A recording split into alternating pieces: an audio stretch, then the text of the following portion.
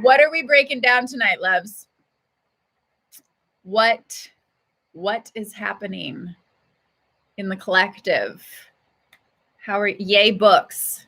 Okay, yeah, I was like, okay, we've been doing the cards for a couple weeks. Yes, I might pull a couple of those, right? But like, let's jam out with kind of getting some more juicy from the cards. So feel free to start writing your questions. There's YouTube. All right, YouTube is not, it seems to be okay. Hi loves on YouTube. All right, so Dragon, am I the only one giving hearts? Maybe, boo. Come on, everybody. It's birthday month, hearts. It's Libra season. I am happy Libra. I am happy, very, very stoked Libra. I'm going to see what comes up today. Okay. Nakir, why do people get back in relationships that didn't work the first time? That is like the mind fuck of all mind fuck questions, isn't it? Why do people, there's some more hearts. I love it. Why do people get back in relationships that didn't work the first time? Hang on. What's going on with, okay. You know what I think? You know where I think we're going to go to for this one? First off, let me show what books we're using today. Codependency no more. I think we're going to dive right into this one with that question. I'm feeling very cheesy today. I'm feeling like a little like nerdy and cheesy today. So who knows what's going to come out of my mouth this time. And the conscious heart. Let's go a little conscious heart. Let's bring it back into, that just annoys the fuck out of me. Okay. Conscious heart. We got a little personal power through awareness. My favorite all-time book, pre-awakening at like 19 years old for me. If we need the hard stuff tonight, if we need to go a little galactic and a little more intense, we might dive into some Akashic records. I know it's backwards on YouTube. If we really need to go there, this is like backup, mega backup. Okay. If shit starts getting really real and we need some like extra guns behind it, we might dive into Akashic. We'll see how that goes. Which one are you reading, love? Let's see. You started a new book and loving it. Letting go in the pathway of surrender. Awesome. Love that. Love that, Jess Marie. Love that. All right. Let's go back to yes, Dragon. You are the king/queen, hey boo, of hashtags and hearts. That's what we do here on Soul Circle. Hashtags and hearts. Okay. Let's see. What was the question? Let me see where it went. You bought the Palladian agenda. Dope. Okay. Why do people go back into relationships that didn't work the first time? I think that's a great question to start with. Why do people go back into relationships that didn't work the first time? Give some hearts if you've ever gone back into a relationship to try it again, even if it didn't work the first time. Which we should kind of, preface with, there's no judgment of whether something worked or didn't work, right? So if it didn't work, right, and you got out of the relationship, not to make it mean that it was a failure, right? Did you learn some stuff? Awesome. That's the only time I will say, like, let's just generalize that people might get back into relationships that didn't work is if, for whatever reason, you didn't get out and then learn the lesson. That could be one of the main primary reasons. There can, of course, be other things, and we'll dive more into that, right? But if you didn't get what the whole teaching dynamic between that alchemical interaction was meant for, because there was nothing wrong with the relationship. It was just about how the two or potentially more, whatever. Alchemy or carbon-based beings who are coming together and alchemizing together, or not alchemizing, right? Could have been oil and water. So you might leave that relationship, not sort of get that lesson, need to attract that same type of person. It could be that same person, or it could be you're attracting the next person that's the same version of them, just a different face. How many of us have done that, right? Because now we're talking about you're talking about past programs and elements of how you believe love is supposed to look. So take it all the way back to parents. How did you learn? How did you gain understanding of what love was supposed to look like? If you're creating that dynamic again, or I should say, you will do your best to create that dynamic again on a subconscious level. Even if it's not always the most healthy, consciously you think that it should be healthy love. Subconsciously, you've learned an interaction or a dynamic or an alchemical interaction that would not necessarily be healthy. Hence why you would repeat that person coming back into your life, or you would go after that person again. Let's dive into codependency no more and find out what it says. Because that's pretty much a big part of it, right? Like, what is the codependent dynamic that is saying, oh, I either didn't get the lesson or I moved on from that relationship and I'm not getting it from myself, which would be the healthy, right? So now I need to get back into this relationship because I'm trying to get that thing from that person that I can't find within myself. And I think I'm going to be able to get it from a person. So hence attract or get back into the same relationship dynamic, only to find out that they're never going to give it to you because they were never going to be able to give it to you in the first place, because it can't be sourced from another person. It has to be sourced from within, right? We all know that. I am not saying anything new or different. Let's find out, like I said, what codependency no more says. Hang on, let me take out my bookmark so that we have a fair opening of, there's nothing in there, right? Love this book. Such a great book. If you guys don't have this book, this will change the game for you on relationship dynamics. Read it heart open. Read it without judging yourself. All right. Bam. Interesting. Okay. I opened right to, so if you have it, feel free to read along with. I opened right to the chapter called Learn the Art of Acceptance, right? There's little, you guys can't see this, but there's little bullet points like number 2, number 3, and number 4 and 5. And it hit literally right on 4 and 5. Okay. 4. So this is answering to the question, why do we get back into relationships that didn't work? 4. Depression. Not even kidding. When we see our bargain has not worked. Thank you, universe. Come on. This is so badass. Okay. You can't buy synchronicity like this. So when we see that our bargain has not worked, aka the relationship, when we finally become exhausted from our struggle to ward off reality, and when we decide to acknowledge that life has socked us, we become sad. Okay? Sometimes terribly depressed. This is the essence of grief, mourning at its fullest. Okay, so as much as I'm laughing, okay, we're just holding space and hear my heart that we all have to laugh at ourselves because these are all programs. Okay, so when we're specifically talking about grief, we're not laughing at grief, and at the same time, we need to bring light and humor to all of this. Okay, so holding neutral space. This is the essence of grief, mourning at its finest. This is what we have been attempting at all costs to avoid, is grief.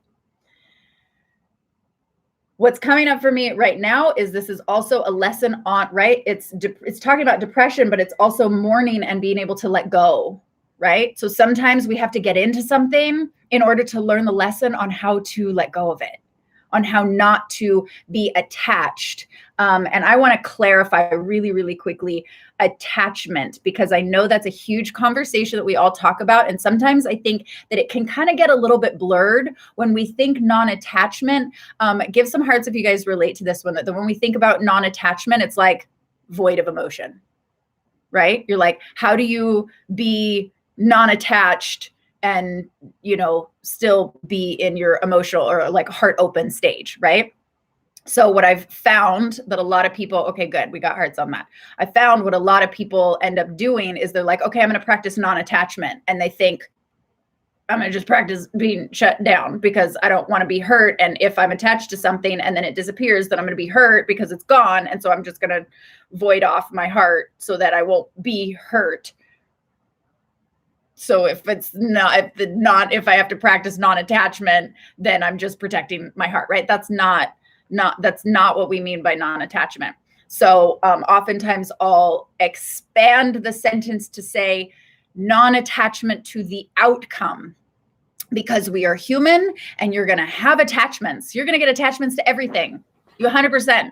That's what you do. You're human. We're all human. So you're going to for sure have attachments. But the more that you can be heart open, be attached to whatever that thing is, person, whatever, but doing your best to not be attached to the outcome, right? Yes, it's kind of like letting go of control, because we're not in control anyway. You think you're in control, that's super cute, right? We do that out of trying to protect ourselves. We do that out of fear, right? Because we think that if we could just control everything, then we won't get hurt. You think if you can control your emotions, then you won't get hurt. And yet the definition of emotion is completely non-control. Like, you can't control an emotion. It's like wind. What? You can't, you're not supposed to control an emotion. That defeats the whole purpose of a flow of emotion, right? Literally, you can wave with it, you can maneuver with it, but you cannot control emotion. So non-attachment does not mean void of emotion. It doesn't mean heart shut off. It means non-attachment to the outcome. So go full in, be heart open, but do your best to then say, okay, whatever that outcome is going to be, you're still going to be attached. You're still going to want to be with people. You're still going to want them to stick around, of course. And if for whatever reason they don't, it's allowing things to stay in that flow. It's allowing things to shift and move, right? And going with that, that's more feminine energy, right? The more that we try to control and rigid, that's more masculine energy. We've had enough of masculine dominance energy in society. We need to bring in the balance of feminine energy. Doesn't mean eliminate the masculine. Just means bring in the balance, right? Okay, so just wanted to touch on that. Okay, so this is what we have been, so back to depression, right? Where if you're getting back into a relationship after a certain amount of time, to learn the lesson of letting go and whatever emotions, if it's depression, that are coming up from that, right? So this is what we've been attempting to avoid at all costs, right? Control. This is the time to cry, and it hurts. Of course it does. This is a stage of process, or this stage of the process begins when we humbly surrender. Humbly surrender. You have to let go. You have to be in the flow of all of it and let spirit, universe, you, wherever the story is going to guide you, rather than trying to control it. So get into complete surrender. It's a forgiveness process, it says. This will disappear only when the process has been worked out and through. So to answer the full question, maybe the relationship comes back around so that you can practice forgiveness this time. Maybe there were some things that you hadn't fully forgiven, right? Side note on forgiveness, if you have to forgive, then where are you making them wrong, right? If we're still in a need to forgive energy, then it means that you're judging that person for whatever they did. It means that you're making them wrong for whatever they did. And it means that then you're villainizing them. And as long as you're villainizing them, then you're victimizing yourself, in which case you have no personal power. So it could be coming back around so that you can learn true forgiveness, which is actually not forgiving. You're stepping out of forgiveness completely, and you're going into acceptance. What was the word? Acceptance and surrender. Acceptance and surrender and fluidity, right? Is that helpful? Let me see. Let me tap in with you guys.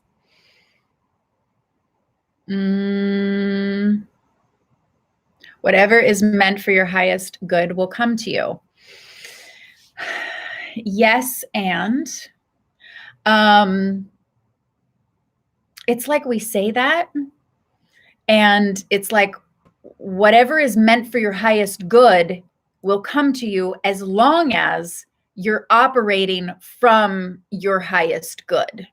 You have to be in vibrational match to your highest good. You have to become that vibration of your highest self, right? Or that highest good in order to then have it come to you.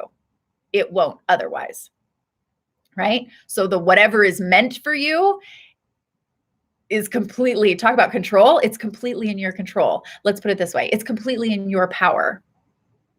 You can become the highest version of yourself and thus then attract your highest good. If you're not in the highest version of yourself, right? Vibrationally, all of that, which AKA means if you're not, you're still in blame, you're still in victim, you're still in forgiveness, right? Mentality, you're still in all of that, then you're not in your highest good, in which case the highest vibration won't come to you. So yes, it's meant for you when you're that vibration to match it, right? It's kind of like how we say your vibe attracts your tribe. Your tribe isn't meant for you. You vibe at the same level. The ones who vibe together, birds of a feather, right? If you're not at the same vibe, like you're gonna vibrate out. That's why I always say, like, when it comes to dating and stuff like that in relationships, it's like, okay, like you guys will either vibrate in or they'll vibrate out. Sometimes you can run at such a high vibration and they'll come in and then that might be too much and then they'll just vibrate out. It's like, it's a self-cleaning process. I shouldn't say it that way. With love. That's why it's important to always maintain your highest vibration, right? Not letting anybody else dim your vibration. If somebody's like, you're a little too much, you should bring it down to make everybody else feel more comfortable. You're too this, you're too that, right? There's always going to be people who are going to say you're too much of something. They're basically saying, could you turn down your vibe just a tad? It's a little high for us. We're vibrating out, right? And on one level, you could do that if you want, or you can continue vibing at your level and then start attracting the people that are at that level and let everybody else vibrate out. I am a believer of staying true to your own highest vibration. We need more people who are up to the game of vibrating higher rather than feeling like they're too much and suppressing their own vibration because you're afraid of what somebody else is going to think, or you're afraid you're going to lose people in your life, right? Is that resonating with you guys? Let me see. Hearts. Cool. What else do we got?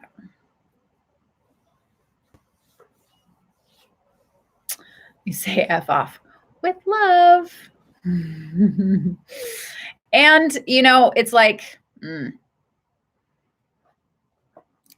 remembering too that there's another chapter of this that I want to read, or another paragraph, but remembering too that it's like, let's check the ego on the F off, right? Because we can kind of over spiritualize the whole, I'm self-loving, like F off. I'm, you're not in my vibe, like I'm good over here, and kind of like in a very like cocky way, right? And it just doesn't feel loving, right? So as much as it's like maintain your vibe, but maintain your vibe with love and compassion for everybody, not this like cocky sort of like, F you if you're not in the same vibe kind of thing, right? Like honor everybody wherever they're at, right?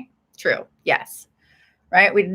There's a lot of memes that kind of go around social media about that, and a lot of comments and stuff like that I see. And I'm just like, like instantly, like it kind of drops your vibe if you come at something like that from like a cocky stance, like you think that it feels powerful, but it's a false sense of power. So it actually drops your vibration because it's not coming from love. It's coming from like being cocky, kind of like being an asshole. You know what I mean?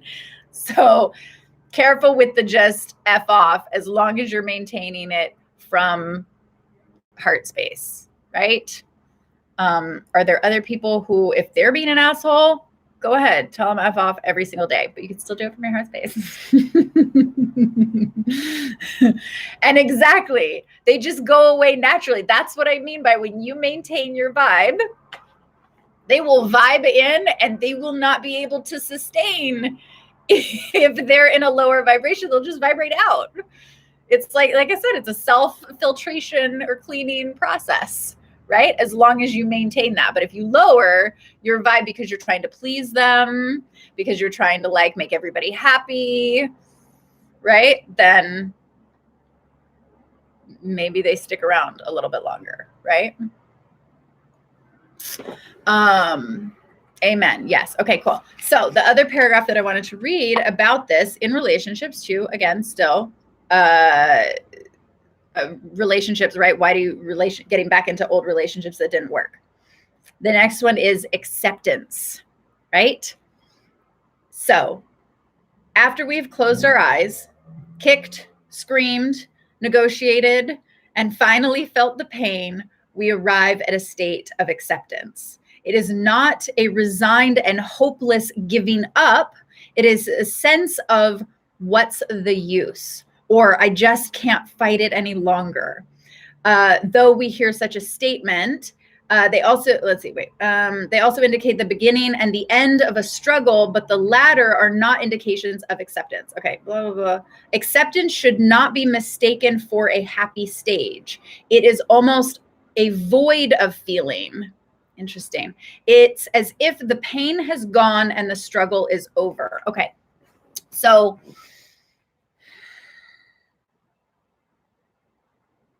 you guys all know the statement, like nothing changes if nothing changes, right? We all know that one.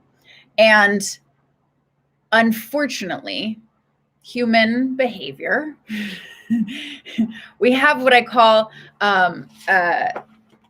being negatively motivated as opposed to positively inspired, right? So we're negatively motivated away from what we don't want. And so if we're negatively motivated away from pain or the things that we don't want, right? Oftentimes we won't do what is in our best interest, right? We won't go and get the support or the help or the tools that we need to shift out of our state of being and actually make conscious change until it is so absolutely painful that then we reach this acceptance stage, which is almost like they're saying a void of emotion. So bringing it full circle, why do you get back into relationships again that aren't working? Because you haven't reached that threshold of almost saying, I'm worth more than dealing or tolerating with whatever isn't working. It's still not painful enough, right? You're still like, all right, I got some fight in me. I'm ready for I'm down for like round 2 or 3 or fucking 10. Like you're going to keep, because we have a will in us to keep trying and to keep going. And as long as we have a will, then when it comes to relationships, we're like, okay, that didn't work. But society or our beliefs say that we should keep trying something or keep going at it until what? Like you feel absolutely like beat down with it, right? And sometimes that's the case. Sometimes we don't give ourselves an absolute threshold, right? Sometimes you're going to go into the ring and it's like, you're not going to quit until it's like KO and you're flat on your face. Nobody needs to get into relationships to reach like KO. That's not healthy, right? And yet, sometimes, if it's not painful enough, if it's not painful, you want to keep getting emotionally hit because you're not saying, wait a second, I deserve more than this. So what they're saying in getting to acceptance is once you've gone through the kicking and the screaming and negotiate, right? And you felt all of the pain, once you've kind of like hit that stage, it's almost like you hit this, it's like a numbness where you're just like I can't, like you're done. You can't do it anymore. Or you can almost get so frustrated that you're just like, I don't want to keep running that cycle over and over again. I don't want to keep attracting that same relationship dynamic over and over and over again. And that's usually when you end up doing something about it.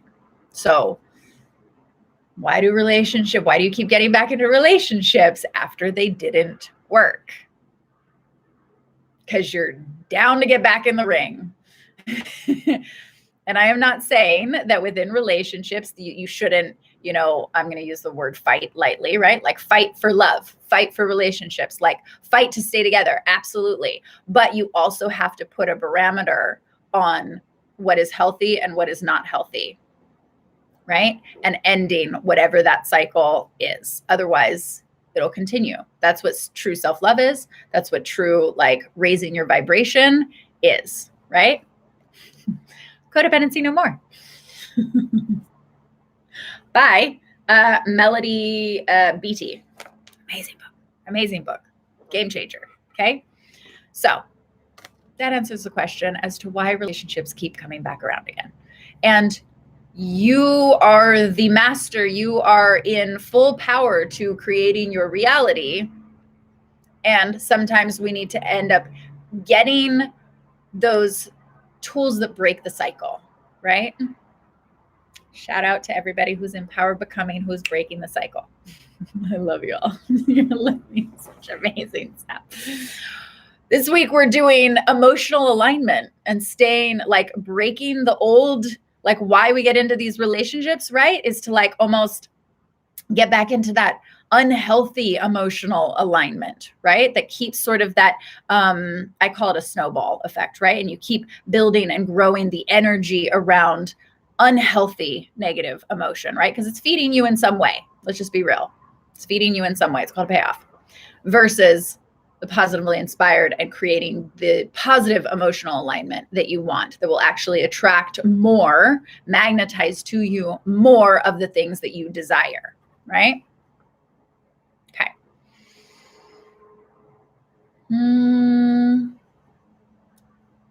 Hi, loves on YouTube. Okay, so what other questions do we got?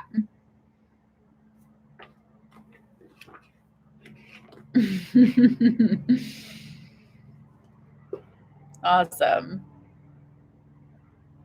You just got to your threshold after years. Exactly, right? And it's like, come on, let's set a new standard for, like, what we're wanting to tolerate and what we're not anymore, right? And we tell people how to respect us by what we're willing to sort of, by the line that we draw, and then whether we step over our own line.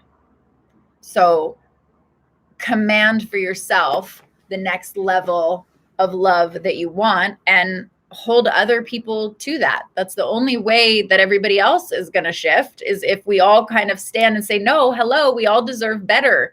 Can we all do that sort of inner process so that we're not projecting our stuff onto each other, so that then we can actually all have that level of love that we're all saying that we desire? What I was listening to, I love Les Brown. He's one of the most amazing inspirational speakers. Like, I love him. And one of the quotes that he said is, he's like, if you do in life what is easy, your life will be hard. And if you do in life what is hard, your life will be easy. And of course, reframing the word hard, but in his direct quote, if you do in life what is easy, your life will be hard. But if you do in life what is hard, your life will be easy. So when we think about, oh, relationships are hard, or doing the inner work is hard, or tapping into your emotions and fully feeling your emotions is hard, right? If we keep setting that as a command that it's hard, right? Or if we're setting that as a command that it's hard, and so then we'll take the easy route, right? It's easier to complain. It's easier to just shove something down. It's easier to like not work through it, right? Work through it, lack of a better term. Then things will actually be hard. But if you actually flip it and go into learning these things and absorbing these things and accepting these things and diving into your emotions when everything says not to, right? And letting that be okay, and getting into alignment with the highest version of you and whatever tools you need to become that best, highest version of you, then your whole life becomes easy. Is it going to be a little bit hard going through all that stuff? Sure. If you say it's going to be hard, fine, it will, right? But everything on the other side of that is so much easier. It makes your whole life easier. It makes your relationships easier. So then we don't have this concept of relationships are hard work. They're not. They are what we make them. We're the ones that make them hard work or easy work, right? It's not really hard, actually. It's really not. If we really like break it down, it's really not. Self-awareness is not hard. Being willing to look at your own shit, for some, that might be hard. I mean, I can remember when I first, like, it was a little bit, it was uncomfortable. Let's call it uncomfortable. Okay. It was uncomfortable, but I was also in a state of being very uncomfortable anyways. I was going through massive panic attacks anyway. So I was already uncomfortable. I was like, it can't get much worse than this. I may as well just dive in and figure it out. You know, pain, great motivator. Anxiety, great motivator. Right? If you're willing to then actually, like I said, go in and get that tangible tools, not just take the easy route, go get some medication to shut it off. I was having full-on panic attacks and they wanted to put me on medication for it. And I was like, absolutely not. I'm going to rewire this myself. So I found what I needed to do in order to do that. It's hard if we make it hard. Exactly. Discomfort is where the learning is. Exactly. It makes me think of what's that statement about a diamond, right? How is a diamond formed? Do you guys know this one? How is a diamond formed? We all like diamonds. We're girls. And the guys on here might like diamonds too. Okay, right? How are diamonds formed? Through a soft, cushy pillow and a bubble bath? Is that how diamonds are formed? Through a little love and soft petting, some bubble baths, some Tempur-Pedic bed.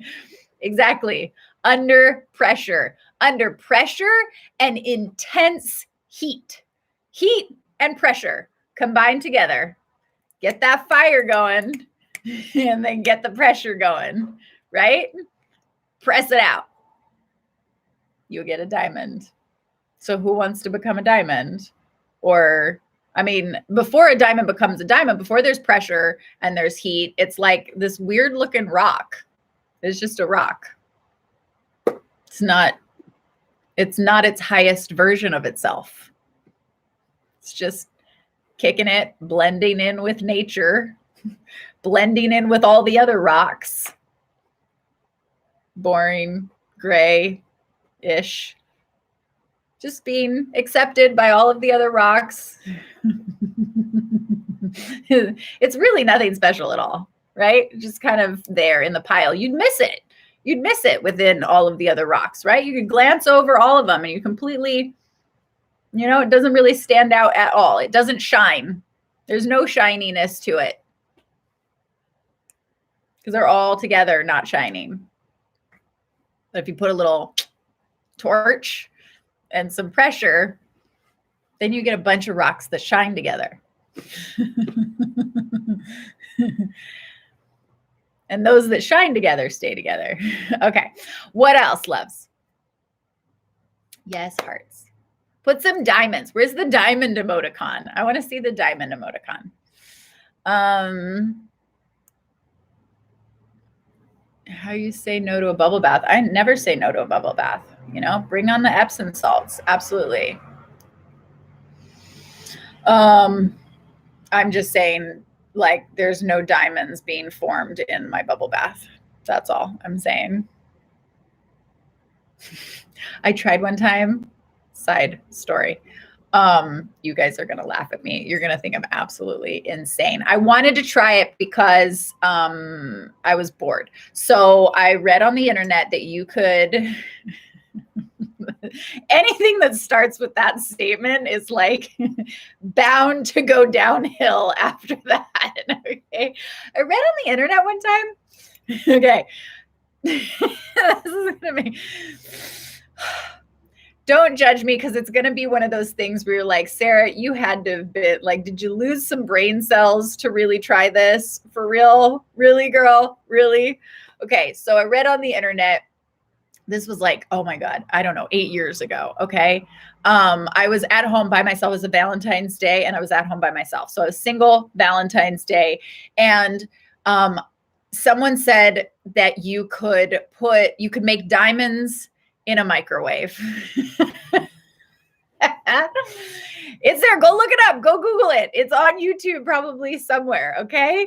They said you can make diamonds out of a microwave. And I do not use a microwave because a microwave eliminates all of the nutrients out of food whatsoever. Side note, the one thing that a microwave is good for is if you put your sponges, if you wet your sponges in it and then put it in the microwave, it'll kill all of the bacteria and anything on that, right? Because it's literally all of the electromagnetics wipes out everything. So clean your sponges in a microwave, but imagine then what it's doing to your food. That's not the point. The point is that on this YouTube, it said that you could create diamonds in a microwave. So I'm like, all right, I'm single. It's Valentine's Day. Let's create some diamonds. All right. And what you do, I've never told this story publicly. Okay. No judgment. No judgment. I was privately educated, but I still did this. So if you put in a plexiglass bowl, charcoal, like solid charcoal chunks, okay? Smother them in Skippy peanut butter. Smooth, not chunky. Smother them in Skippy peanut butter. I think there was maybe one other ingredient. Maybe it was like oil or something. Maybe it was salt. It might have been sea salt. I don't remember. Point is, charcoal, Skippy peanut butter, put it in the plexiglass, put it in the microwave. You had to do I think it needed to be in the microwave for like 3 hours. Okay. This is how much time, again, I was single on a Valentine's Day night alone at my house. I used to live with my sister. She wasn't there at the time. So I had 3 hours to kill by myself with a microwave. I went and bought some charcoal, some Skippy peanut butter. I'm trying to make diamonds in the microwave. Okay. It went about an hour. And then I heard this gigantic crash explosion in my kitchen. The whole microwave literally is like on fire from the inside. The plexiglass split in half.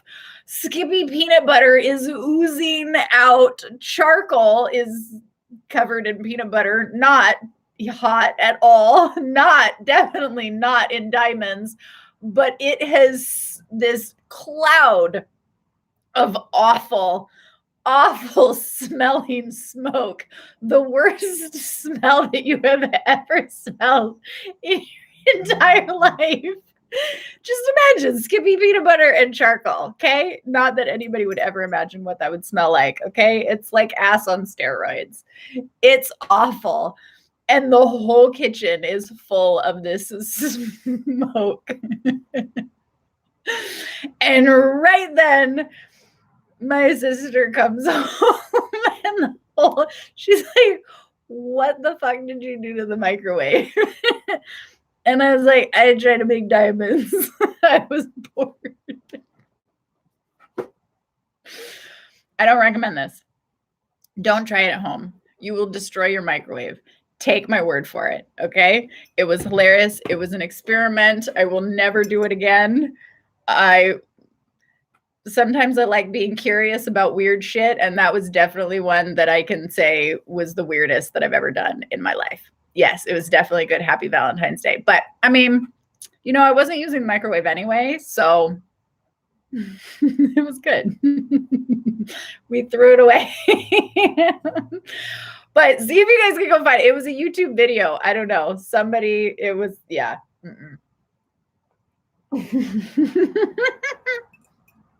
Like I said, not my finest, most intelligent moment of my life, but that's what boredom will do for you.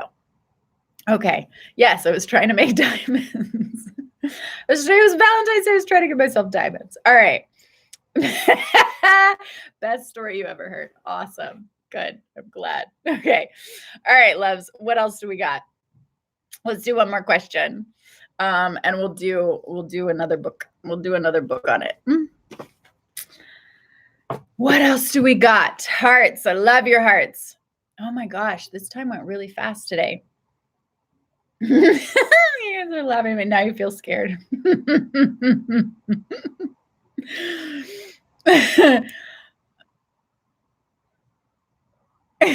You have a judgment to make about this? You're being amazing. Thanks, son. I will never do it again. No. 3 hours in a microwave. Yes, 100%. Okay. I'm still trying to figure out the peanut butter. Me too. I was like, I didn't get it. I was like, really? Why? Like, what would peanut butter? Clearly someone's joke, right? For then people, gullible people like me who would then attempt doing it and tell the world years later. Good thing I'm not trying to impress any of you. Okay. Sounds like something an engineer would do. All right. Specific question. What's the specific question? Never follow the crowd. You were not born to fit in. You were born to stand out. I had to learn that lesson the hard way. I spent a majority of my life trying to fit in.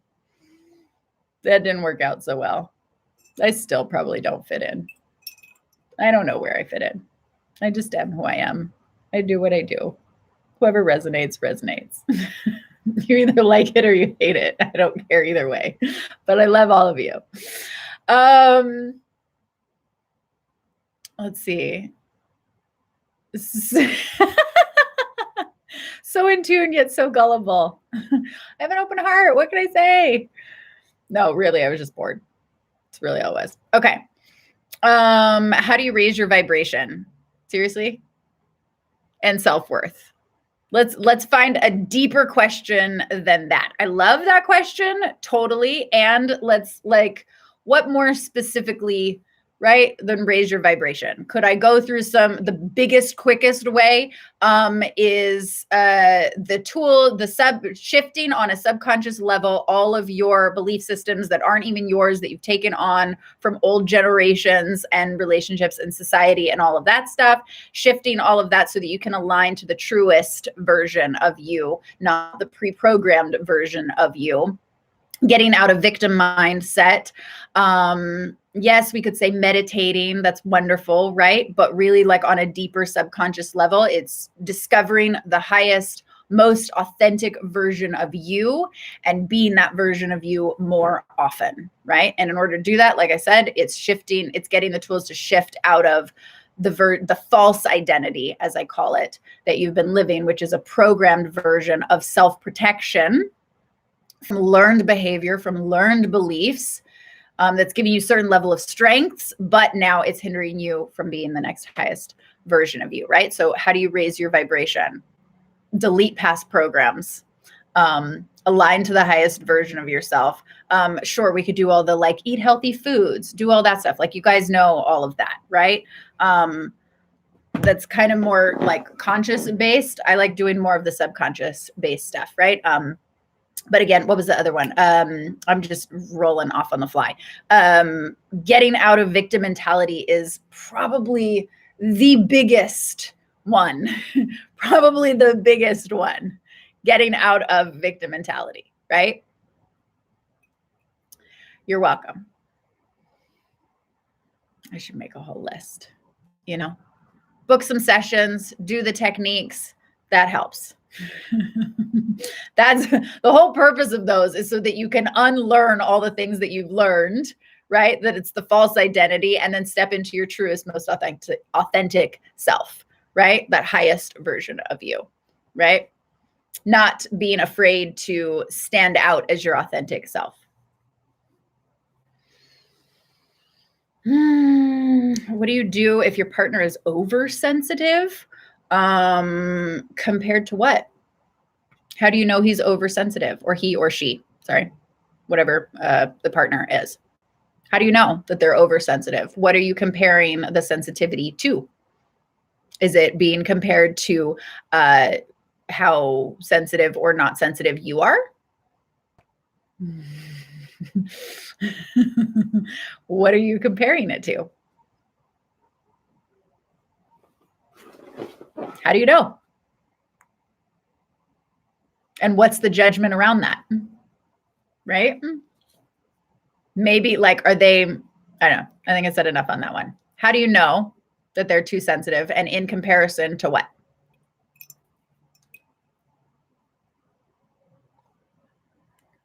All right.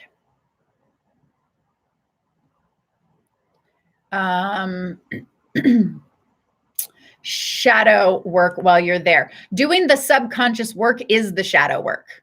The shadow work, like that is the definition of it, right? So you have the light side and then you have the shadow side. The light side is your conscious, right? The shadow side is your subconscious. 95% of our behavior and our operating systems come from the subconscious level. It's what you don't know, you don't know. You got to bring all of that. Carl Jung talked about that, right? Bringing the unconscious, the subconscious back here, what you don't know, into view, bringing it into light, bringing the shadow into light so you can see it. When you can see it and understand it, then you can actually like choose. All of our power, the ultimate power that we have is in choice.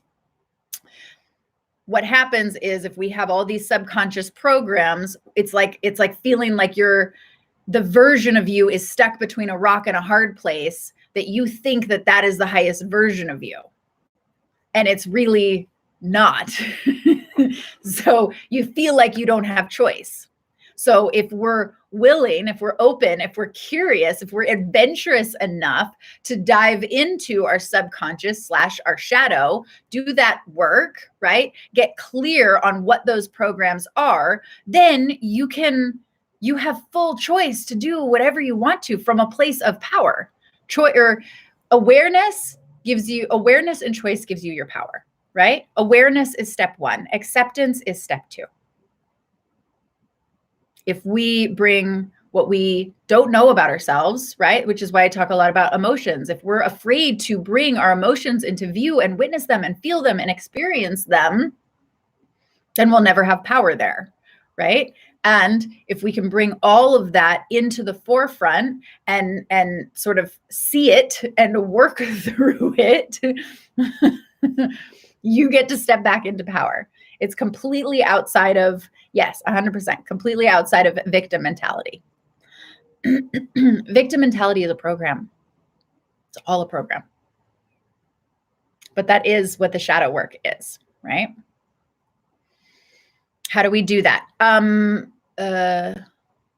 Look at what we don't know. Well, that's one of the main. So what I enjoy teaching is tools on how to do that, right? Like giving you guys the actual practical, applicable tools, not just like, oh, go and take a bubble bath. It's like, no, here's the understanding of why we do stuff. Here's tools on how you can shift out of this, whatever it is, right? Victim mentality per se, right? So why did we get into victim mentality? And then how do we shift out of victim mentality? And then that gives you the tools, and then you take them into, you have that experience, and then you take them into everyday life and put it actually into practice. That's when true mastery happens. It's not in the conceptual understanding of it. You actually have to put it into practice and into play. Yes, Dragon, hashtag rewrite that shit. Write it. That's why it's all about writing a new love story, because it's the tools needed to write a new love story for you. You're the one that sets the tone, right? So that was what I wanted, right? I wanted something that I could like sink my teeth in, that was tangible tools that I could say, okay, how does this work? Give me something that I can do, that I can write on a piece of paper and then actually go into the world and do. That was what I wanted. And that's why I'm passionate about teaching that way, right? Yes, it is behavioral changes, but again, your behavior stems from your subconscious, right? So when you understand that process, that's just one of the tools, right? And that's actually, so in Power Becoming, the course that I'm teaching right now, shout out to everybody that's in here. I think we've got Dragon that's in here. I don't know who else is in here. I think Holly, did I see you? We're learning about emotional alignment and where the foundation of your behavior, the positive ones and the negative ones, stem from. So when you can understand that and then get the tools to shifting your behavior, because you're shifting from a subconscious level, then now you have choice to choose the behavior that you actually want to create, which thus then allows you to be the conscious creator of your reality, and also thus then your relationships, since you have relationships with everything. It's not just romantic, right? You have relationships with yourself, your body, your health, your spirit. You have romantic relationships. You have relationships with your business, your boss, your employees, all of the above, right? So I'm a nerd for taking all of the transformational information, reworking it, adding emotional mastery, adding spiritual alignment and awareness, and then subconscious reprogramming, putting that all in tangible, practical tools. So it's like you got this gnarly like tool belt of self-love and shadow work, which gives you power to creating the reality that you desire, right? Choose the behavior you actually want to create. Exactly, right? Your choice is your power. But if you don't think you have choice, right? Because these are all what you don't know, you have all of these other programs that are happening behind the scenes that you don't even know, right? Then you don't have choice. You don't have power. And then hence we feel like we're giving our power away, or we're not in power. Not egoic power, true personal power, right? But we need the combination of understanding the subconscious programming, right? Spiritual awareness, emotional, I call it emotional mastery. That's just me, right? Emotional intelligence, right? All of that stuff. So that was what I wanted. And that's why I love teaching that way. And some things I'll kind of like rework and create my own techniques for, and then sometimes it'll be ones that I've learned from my mentors, right? But that's the actual how. It's like a fishing pole versus giving you fish. I like giving people fishing poles. What are my thoughts on subliminal messaging to reprogram your subconscious? Okay, so I'm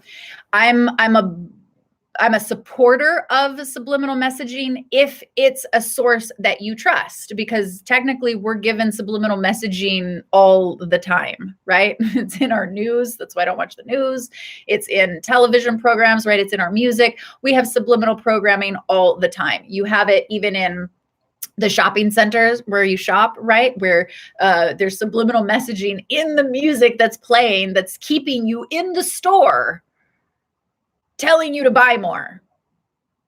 That's how twisted this stuff is. Okay. So that's how it's used for a negative. You can 100% use it for a positive. right? Hypnosis is one of the things that I really like to do to dive in more deeply with clients, where you are opening up the subconscious, you're releasing old programming out, and some things you're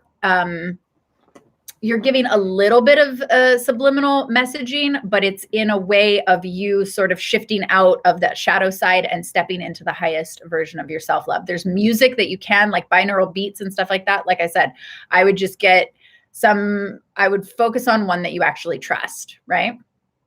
So it can work really, really well and really powerfully when it's done with somebody that you trust.